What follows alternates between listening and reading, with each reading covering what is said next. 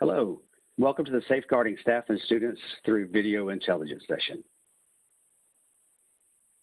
My name is Don May. I'm a principal architect for the state and local education sector for AT&T. I've been a member of the National Principal Architect team for about 4 years now.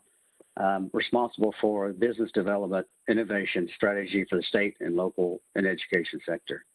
I have about 30 years of IT experience. With me, I have Brad Miller. Brad, would you like to introduce yourself? Yeah, great. Thank you very much, and thank you all very much for attending this session. My name is Bradley Miller. I'm the lead product marketing manager for AT&T for video intelligence, specifically within our AT&T Business IoT portfolio. Don? Great, thanks, Brad. Appreciate that. First, before we talk about IoT, I think we need to talk a little bit about security. To give you an idea of the scope of IoT, by 2025, they expect 31 billion IoT devices to be connected to your network or to the network. That means about 127 devices are added every second of every day. One of the most recent IoT security events was MoseyNet. It's a botnet that utilizes IoT devices to create DDoS attacks. During 2019 and 2020, to give you an idea of the traffic, 90% of the IoT traffic globally was from this botnet. It actually attacked routers, Netgear, D-Link, Huawei, and it actually used CCTV DVRs and CCTV devices that were connected to the network to initiate DDoS attacks against entities. IBM looked into this and did some research and realized that it's primarily based and came from the country of China. 84% of the devices that initiated the attacks were coming from the country of China. So that gives you a little bit of an idea of what some of the security concerns are with IoT, and I'm going to talk to you a little bit about how to secure IoT devices. To be able to secure IoT devices, there's 7 things you need to primarily look at. There's obviously other things, but if you're going to use IoT devices, make sure that you activate only the features that you need on the devices. Take a look at those devices. If they have features that are on them that are active and you do not need them, deactivate those devices. Also, if you're looking at having someone manage your IoT devices, they can actually set up whitelists and blacklists that you can go on a portal and monitor and change up those sites that you want to address to the IoT devices, or the IoT devices to address. You can also use, excuse me, IMEI. It's the International Mobile Equipment Identifier. It'll actually lock down that SIM, so that SIM can't be taken out of an IoT device and stuck into another or put into another IoT device. You can also use SIMs, with the use of SIMs, use a secure private APN. You can address that with your carrier so that you have a private APN that only the devices that are in your IoT network can access that APN and be able to utilize the mobile network. You can also lock the SIM down. You can actually lock it down to a geographic coordinate where it can only be used in that specific area. So if someone steals your SIMs and tries to use them in another device, then they can't take that device from a IoT device that's sitting in, for instance, I'm in New Orleans, and take it to Baton Rouge and use it. You can look into SIMs can actually be embedded and printed on a circuit board so that that SIM is not vulnerable for someone to take it out of the device and, like I just discussed, is take it and move it into another device to use. Then the connectivity between your devices, you can also set up a VPN connection between the two of them, so that will secure those devices as well. So those are some of the things that you can use to secure your IoT devices. And Brad, one of the most talked about IoT solutions is video intelligence. Can you tell us a little bit about what video intelligence is? Sure, Don, thanks. And that's some really great information about securing IoT devices.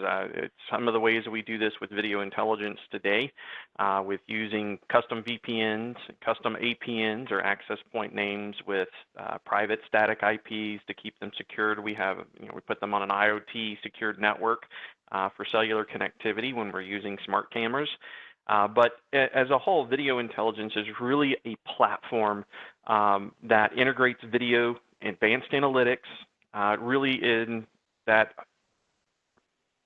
provides our customers or a business unit, and in this case, educational and campuses, venues, those valuable insights through event-based alerts and a comprehensive dashboard.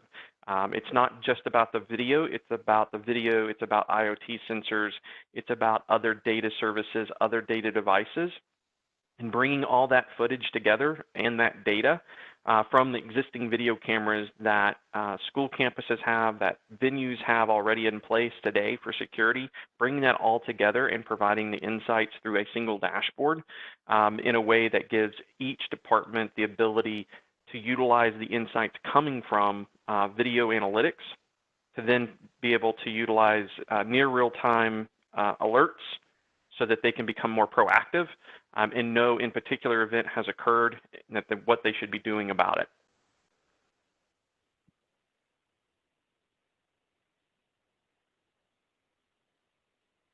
So one of the things that when we talk about video intelligence and video analytics is really around the breadth that it has available when we look at analytics as a whole and how they fit into different departments, different organizations, or in different silos, if you will.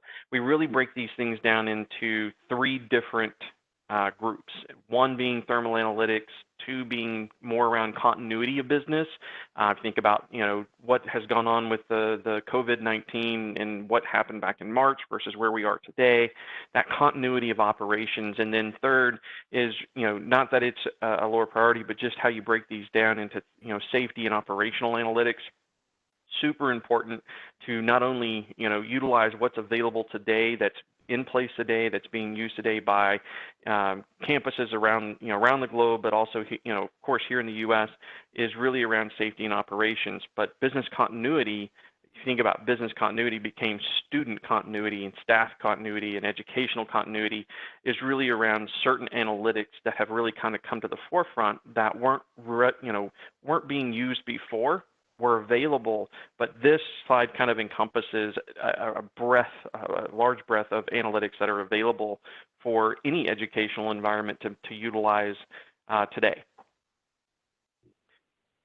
Brad, that's a lot of analytics. For sure. It is. It is. In my experience, though, in education, they've primarily been focused, and you've mentioned these as well, 4 areas: thermal analytics, people and object counting, privacy protection, and object detection. So before we go over each one of those, can you talk about a couple of IoT use cases with video analytics? Sure. So just as a high level, when we look at use cases for university campuses, higher education, K through 12, college, higher, the venues and stuff, I'll show you that in just a second. But really what we've kind of come up with lately, again, in the last 6 months or so, as everything kind of shifted and changed it, and we have this quote new normal. It's not normal by any means, but it is, it is what we have today. Is really around ensuring public safety, people and property. That's the biggest thing that our educational system folks have come to us with, meeting those health guidelines for how do we get students back to class? How do we start back, sporting events? How do we get people to be able to come back to school, whether that's virtual or in person or a mix or all in person? How do we make sure that the staff and faculty are safe? Social distancing is a big deal. Building occupancies. You've got a lot of college campuses. You've got a lot of higher education, classes that need to make sure that certain occupancy limitations are enforced, and you need to be able to know when that's exceeded. And then, of course, enhancing situational awareness. As different things have gone on in the country today, we're starting to see situational awareness proactive. situational awareness be needed to be able to respond to an incident that may be occurring. It may be kind of bubbling up and needs to be looked at prior to it actually becoming a full-fledged incident. And then, of course, integrating all of these legacy systems as the educational systems, school systems, their security and surveillance systems, as they upgrade, as they utilize existing, we want to make sure that investments are being utilized. So we want to make sure that the solutions that are out there today are able to be integrated with those existing legacy systems so that our educational system can utilize their investments that they've already done over the last 5-10 years and continue to scale with that and add additional capabilities through these analytics. I think one of the other ones is not just from educational campuses, but how do you extend this into stadiums and venues? And we talk about stadiums. When you think about NFL, you think about national college football, you think about basketball, baseball, anywhere where people are coming together is really understanding the dynamics of those people. And it's not just about the spectators, it's about the staff, the faculty, the student athletes, or and anybody else in support of that. Enhancing situational awareness, highly secure perimeter and intrusion detection when the facilities are in use and when they're not in use. How do you set timers and dwell times and know that it's a person, not an animal? Or it's important to know that the delivery guy is there and it's not somebody trying to break in. These are all analytical outputs that can be done through video analytics. Something as simple as understanding entry and exit to buildings, understanding your counts for emergency preparedness. If you think about venues and the stadiums, concessions, how efficient are the concession stands? Can you open up additional concession stands to help with flow? Again, it's a revenue generation, but also an experience perspective. And coming into these locations doesn't necessarily have to be a stadium or a venue. It could really be around a college parking lot and permits. And are you able to park here? Are you able to park there? And understanding what's available from a parking perspective. We call it smart parking. To understanding complete lot occupancy and be able to do this in a way that provides a better experience for those that are attending either the college campus, the K-12 educational campuses, or in this case, a stadium or venue. So really, at the end of the day, lower wait times, improved parking efficiency, improving safety and response times for actionable alerts that come through, facility and operations, and of course, the overall experience from a stadium and venue is really around that attendee experience and student and faculty safety. Brad, that's one thing you just said that I realized, the melding of both physical security and video analytics and how security guards are now going to be monitoring, the intelligence. And one of the things you mentioned too is pretty interesting too, is not only to monitor it during the games and what's going on, but to keep it monitored 24/7 because you don't know when someone's going to bring something into the stadium, leave it, or something like that. So numerous cities and libraries, any kind of public building whatsoever, they've talked to me about thermal imaging. And I do know that there's several very large retailers. We all know the big names who they are. They're actually using thermal analytics to monitor every single employee that comes into the building to see if they have the symptoms of COVID-19. So they're using that already. I think it's going to grow even more. So could you share just a little bit more about how thermal analytics works with us, Brad? Sure, absolutely. So just as a general rule, thermal analytics uses a very specific thermal camera or thermography camera. And really its purpose is to measure heat. And in this case, with the onslaught of COVID-19, let's talk about what's coming up, right? Flu season. And temperature sensing is becoming more important for allowing entry into locations, regardless of the business, the educational campus.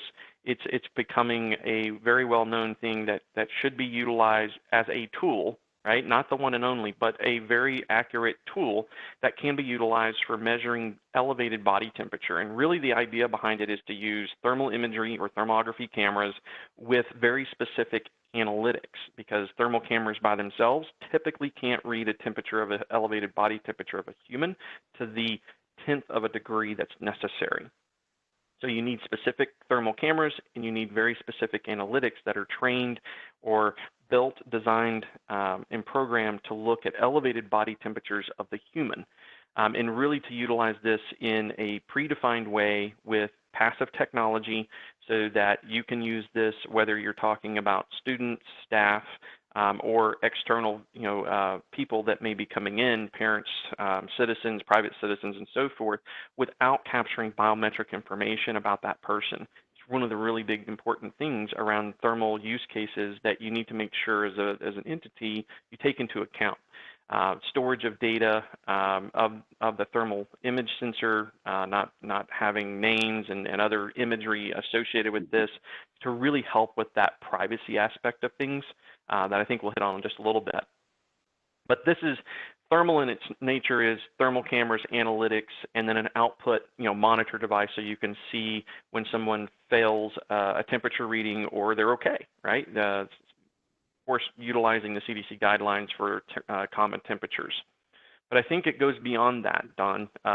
When you look beyond thermal screening, I'll show you guys what it looks like to use a thermal camera for elevated body temperature, which is that top image you're seeing there, and you see the green box appear, is really just saying, yes, this person is cleared. They're under the 100.4 degree threshold.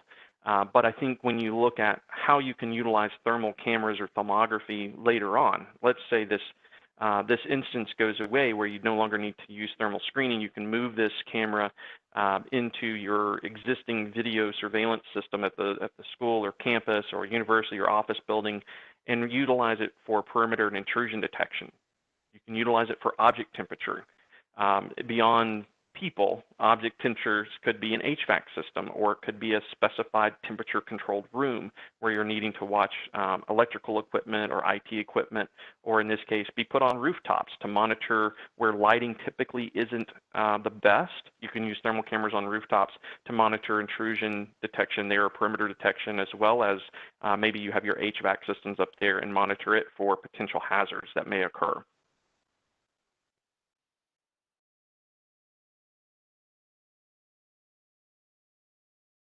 I think that, Don, I think one of the other things you mentioned earlier was people counting.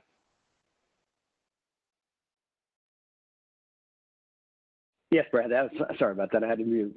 Had the airplane going overhead. No worries. But Brad, yeah, that is one of the things I'm talking to a lot of people that are trying to decide how they're going to monitor rooms, because in the city of New Orleans, for instance, we have a 50% capacity in restaurants right now. So it's kind of hard to keep up with, okay, how do we do that? We separate the tables, yes, but how do we figure out how many people we have in the room? So can you talk a little bit about how video analytics can determine how many people are in the room? Yeah, so when you look at, and you have video cameras already in place for the most part across most campuses, and usually they're used for surveillance purposes, but they're usually looking at doorways and entries. You can quickly add analytics to these particular types of solutions, and it can actually start counting the people as they come in and come out. So it can always keep a real-time or near real-time count of every person that's coming in and out of a building. Not only does that help with occupancy and space requirements, but also is a great historical data set for time of day use. Also from a fire marshal or fire hazard or some type of emergency preparedness plan, you always know exactly building by building how many people are in the building at any given time, how many people have come out, so that if you had to do an evacuation, you knew how many people had gone in the last hour. You would also know how many people need to come out of that building for the entire day. So you having all of that data handy at your fingertips is super beneficial, and of course can save a life. Well, one of the things I've talked to people about too, when we install a video analytics system, especially on thermal imaging or anything that shows a person's face, is they want to know, how do we distort that image? Well, distorting the image has to do typically with some type of privacy protector. And in thermal screening, we make it a point to not record the video. So the thermal screening is typically a near real-time or passive technology, meaning as the person is being screened, their video or their heat signature is shown on display with just a bounding box that says temperature okay, or if they're not okay, right, it comes up, it says temperature fail. But instead of showing temperature displays, which is a biometric potential restriction, and not recording that video, the privacy aspect is really maintained. But when you're not using thermal, because a thermal signature is really all you see in a thermal camera, is when you're using traditional video to do other things like people counting or object detection. When you're detecting objects in a restricted area, you may want to see who that is, but you don't need the person viewing that from a security feed to be able to see that video feed all the time without having some sort of privacy detection on it. And we do this by using traditional video cameras and applying a specific analytic called privacy protectors to it. And what it does is it does more than just pixelate the face that most people are accustomed to seeing in crime TV shows where the face is blurred. This, in essence, is running this video in near real time, and it's pixelating all the people that are in the field of view, not just by their face, but it can pixelate the entire body from head to toe. And you can set the pixelization that it does based upon your requirements. So if you wanted 100% pixelization, meaning you couldn't distinguish the person to be male, female, ethnicity, or anything otherwise, right? Not even the type of clothing that they had on, be really a blur walking through the scene, you could do that. Or you can, lower the restriction a little bit for pixelization purposes so that you can make out maybe it's male or female, or maybe it's, a student versus, an adult type perspective. And only the privacy can be removed by authorized individuals. Usually that's only like 1 or 2 people within the system that can actually remove that type of privacy protection. And what it's really meant to do from this end is to whoever's viewing the video as part of just a normal feed from surveillance perspective is so that they can't use their own equipment to record video footage that's going on. Only the business can actually have that video footage in its raw form. So, and all of this is being tracked when you add analytics to it, because every change you make to this privacy protector actually makes a log of it, so you know exactly who did what and when, and what did they undo, and for how long. So it's actually a really cool feature of an analytic that can be applied to most video solutions out there today to protect not only the students, but the faculty and staff, and again, parents and anybody else that may be in the field of view of these video cameras. Thank you, Brad. I'm sorry, go ahead, Brad. No, I was going to say the last thing, I think that, if you think about object detection, perimeter intrusion detection, and thermal, among all the other analytics that we showed you early on in this session, is how do you bring all that together into that really clean, simple user interface that typically security or your security officers or your security office or IT would have access to, but not a lot of the other organizations did. In this case, if you can bring in a platform solution that incorporates not only the video security surveillance cameras that are used today, but then apply analytics to it, you really start to be able to use this holistic approach to your insights. And you start being able to share the benefits of having this type of solution, not just for security, but more around operational efficiencies and safety and health, occupancies of buildings, space efficiencies for college campuses, intrusion and perimeter detections, license plate reading that can incorporate that into smart parking. But having it all in a single place that every user can see the same interface but be restricted to certain profile views that they need to see for their business is super important as we kind of move forward and kind of, again, scale these solutions for future technology that may be coming down the pipe, so that you can get all the alerts, notifications, to asset management, to customizable views, again, going to that each department has their own view, and then for security and well-being of everybody on a campus or campus environment, whether that's the venue or the stadium or the classroom. right? Everything in between, and having the investigative options available there for in the event something does actually occur, you have all of that information there at your fingertips. So all in all, video intelligence is really designed to be that beginning point of a platform with all of the other analytics that go along with it that really help drive that insights for a holistic view, not just a surveillance view. Great, Brad. Those are some great insights on video intelligence, and really appreciate that, sharing that. In closing, I hope that you've gained understanding on how video and analytics can be applied to the multiple outcomes within your campus, and you're able to identify the relevant use cases for your campus environment, and that you understand a little bit about how to secure IoT devices. Thank you for attending the Safeguarding Staff and Students Through Video Intelligence session. We appreciate it. Let us know if you have any questions or want to get in touch with us. We'll be happy to speak with you. Thanks again. Thanks again, Brad. Thank you.